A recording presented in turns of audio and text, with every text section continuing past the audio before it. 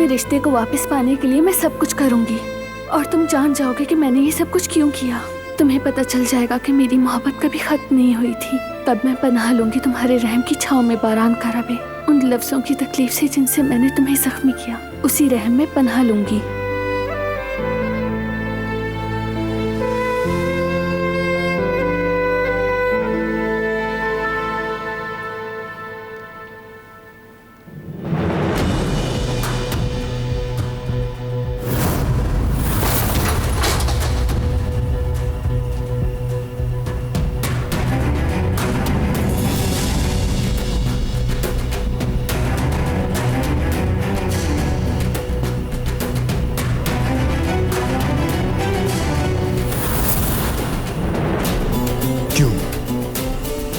तुम यहाँ क्यों आई हो?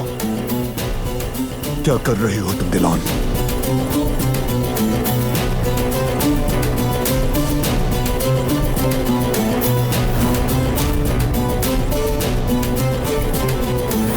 क्यों?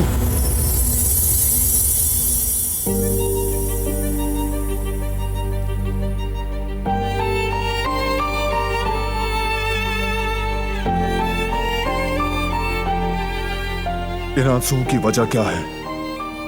क्या छुपा रही हो तुम मुझसे दिलान? तुम सबिहा साहिबा के बारे में क्या राज छुपा रही हो? मैं जान लूंगा। अब चाहे जो भी हो जाए, मैं ये राज जान कर रहूंगा।